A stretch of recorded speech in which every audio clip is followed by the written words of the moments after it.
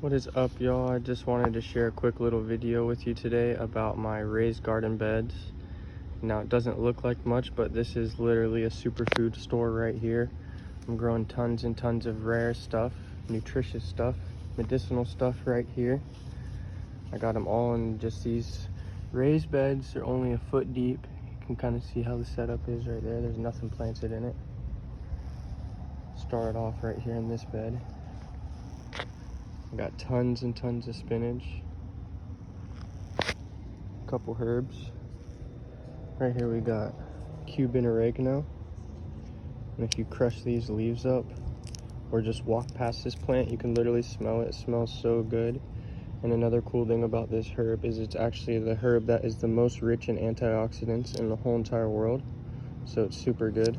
I like to nibble a little bit of it or cook with it a lot. This one right here, right here, right here, these are Sow spinaches. And all the spinaches I grow are super high in protein, magnesium, calcium, iron, vitamins. Basically everything you would think a vegan would be deficient on. That one plant right there kind of has it all. And I also have a Okinawa spinach right here. Same thing. Has all the same nutrients. This one right here is a Lagos spinach. And then I have a longevity spinach. This one's very similar to the Okinawa. I'll show you the difference. See how one has that little bit of purple under its leaf? This one's just more green. Got them all interplanted in this bed. More here, more here. And all these plants propagate super easy. So you can literally just take a branch off and create several more plants. Down here, this little plant, this is one of my favorites. It's Corsian mint. It's another one that smells super, super good. And it doesn't look too happy right now, but it looks like it's kind of starting to spread and be a good ground cover. That's what I want it to do in there. This is a not so happy black peppercorn vine, and I haven't set it in its spot yet. I'm gonna get that trellised up and get that growing. Hidden up in here is a little garlic chives plant. I use this plant all the time for cooking. It likes to be pruned a lot. Really appreciates it. But yeah, just in that little bed, I got 1, 2, 3, 4 different kinds of spinaches right there. Just in that one bed. Ooh. So these ones right here, they're not growing in a bed. I have them in some pots over there, 3-gallon pots. Those are some of my moringa trees. And this is literally the most nutritious plant in the whole entire world.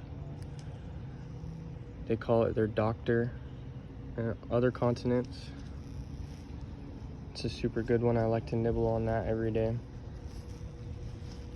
Right here we got a lemongrass. This one's super good in teas. Super high in trace minerals too. A little tobacco plant that's not so happy. Got that one for free. A little jewel of opar. This one has an edible leaf, kind of like spinach.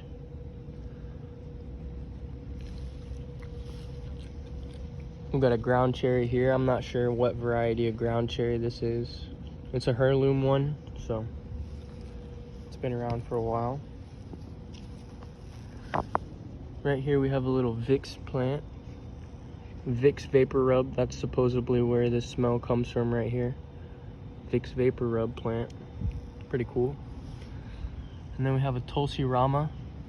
And this plant right here smells so good. It's wrapped up in my mushroom herb. There it goes. We got to get it staked up. Tulsi Rama. It's a really good one.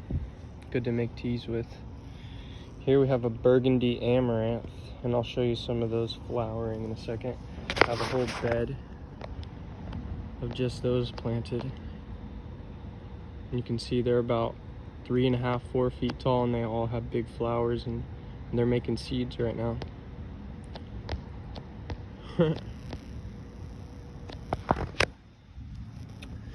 This one is the blue porterweed. Supposedly you can make a beer with it. I'm not interested in that, but it's really good for the butterflies and stuff, the birds and the bees and the butterflies. So is this one right here. Not really edible, just to attract some pollinators. This is a really cool plant. It's a sun opener. Makes like a little shrub. It's in the pomegranate family. I like it. It's growing good. One of my favorites right there. Self-heal herb. Super medicinal, super good for you. Edible leaves. I like to nibble on this every single day too. A little bit of dirt on there, we'll rub that off and nibble it. Hidden right here is a mushroom herb plant. You can see I've been pulling the leaves off that thing every single day and eating them. Those nodes right there, if I were to take cuttings from this plant right now, they'd be perfect. Perfect for propagation right now. This little thing right here growing on my my poor trellis with just 3 bamboo poles is a butterfly pea. Makes a super beautiful flower. You can make dyes with it, and you can make like a Kool-Aid with it that's super, super blue, and supposedly it can help fight cancer. So it's a good one to grow. Over here we have another ground cherry. There's a ground cherry there that I showed you before. And then here's another one, it's a lot bigger. This one is a Hawaiian poho berry. And I think we're just now getting some flowers going on in there. Finally got big enough and started to flower. And you can see this little one over here is like super tiny and already has a bunch of flowers on it too. It's got flowers all over. So yeah, there's my Hawaiian poho berry. I haven't tried that one yet. I'm excited to get to try it. Here we got a little go-to cola patch taken over. You can see it's starting to spread. Starting to branch out, starting to do its thing. And this plant is supposedly super good for longevity. I like to eat a leaf or 2 a day as well. Tastes pretty good. Kind of has a Coca-Cola vibe to it. I don't know. And then in this bed, we got some trellises with Malabar spinach. Another kind of spinach. I think I'm growing 5 varieties of spinach. And you can see, this one has a bunch of little spots on its leaves. Has them all over. Just about every single leaf has it. Just about. But that's okay. That's because of overhead water, I believe. Just doesn't like all the overhead water here in Florida. You could grow this one, and I think it would do better if you grew it under, like in a greenhouse, under a roof. But you can see all the flowers on there. All these flowers, those are all going to make little berries, and supposedly the berries are edible, and every single berry will have a seed. And you can kind of see it's starting to turn into it, and it'll be a red berry whenever it's done. But these are just super beautiful. You can't really see in the video, but they just have a super, super red or purple stem or stalk. Super beautiful. They like to grow 10 or 15 feet tall, I've heard. And I just have them on these little trellises. Super high in protein, iron, calcium, all that good stuff.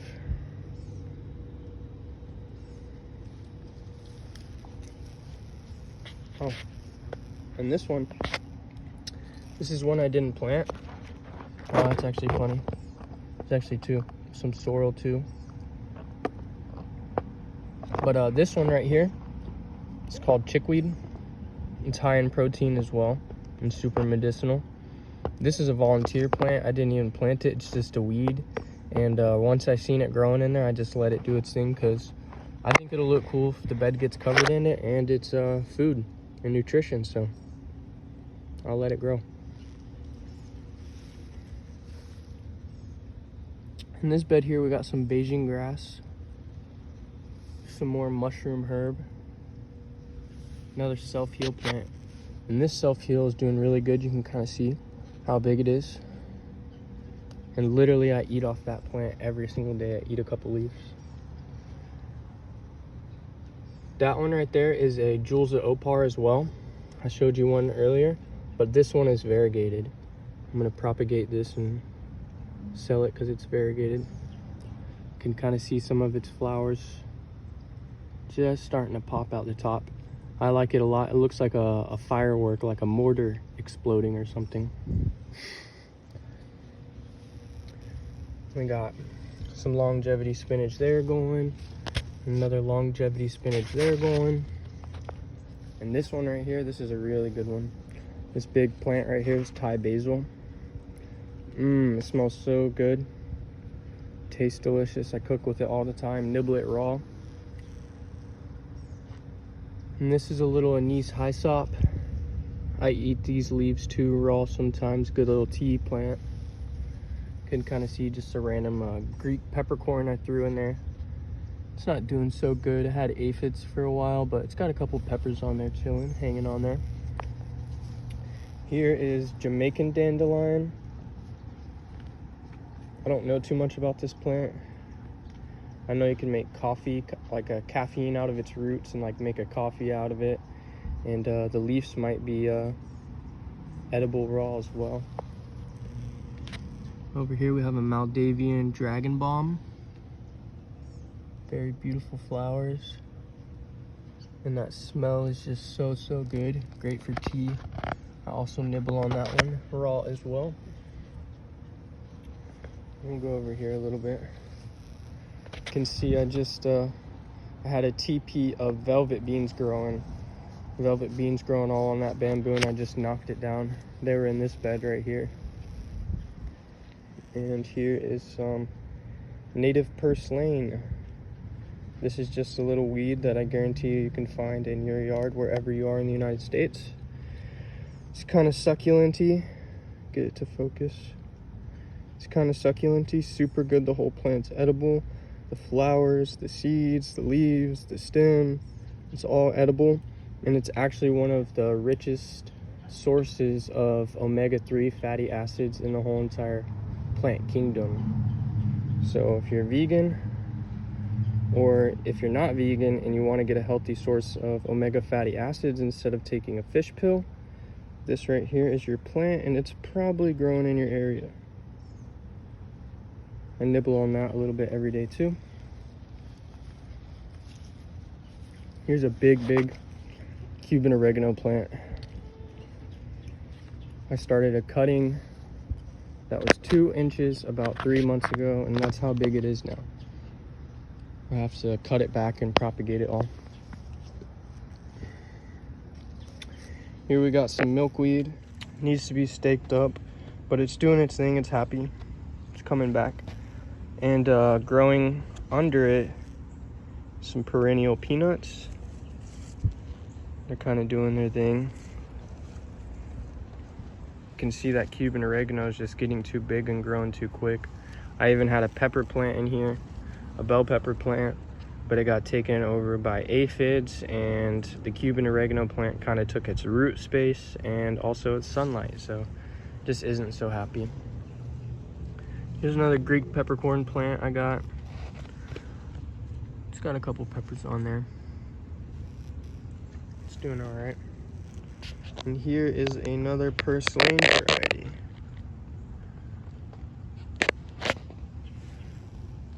It's got a lot bigger flowers, but they're not open. They open and close in one single day every day. And there's a little bit better look at that amaranth. Supposedly you can make a popcorn substitute out of those seeds, or you can cook it up like quinoa and make a rice substitute, and it's got a lot of nutrients. It's like a superfood. The Aztecs used it as a superfood. Well, that's it for this video. I thought I just would share a little bit of what I'm growing this time of year and show you guys that you can literally have a superfood store in your backyard with just a little bit of space. And I eat off of this stuff every single day, and not only do I eat off of it, but it's good for the earth, it's good for your mind, and super good for your body. If you're looking for any of these plants, I got almost every single one of these plants in these beds from Sow Exotic. Check them out. They have a website and they sell tons and tons and tons of edible / medicinal plants. Also, I'm kind of away from my garden beds now, but this is another plant I wanted to show you that I nibble on every day. And you can see some pests have been nibbling on it too. I actually caught what it was. It was some beetles. And there were some beetles out here the other night eating it. But anyway, this is sea salad tree. And this plant is another plant super similar to spinach. It's just full of nutrients, got protein, like basically everything you need. And this is another good one that I nibble on every day, and it's just growing in containers. Super minimal space, and you can propagate these from cutting and create more. And it's super beautiful. And then the last two plants I'm going to show you that I munch on regularly are these ones. This is a Florida cranberry hibiscus. A lot of y'all are probably familiar with this. This is the other cranberry hibiscus. A lot of y'all are probably familiar with both of these. Super common plants, but they're super nutritious, super high in vitamins. And they're great in salads, great on sandwiches. I love the taste of them. And you can also make a delicious tea, hibiscus tea, out of its flower. And I just have these lined all up along the house. And I just pruned them all back because they were getting way too tall.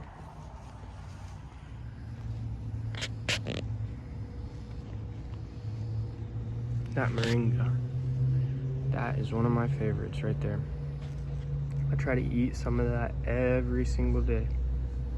It's got like 96 different types of antioxidants in it, trace minerals, protein, just tons and tons of goodness for you. All right, that's it.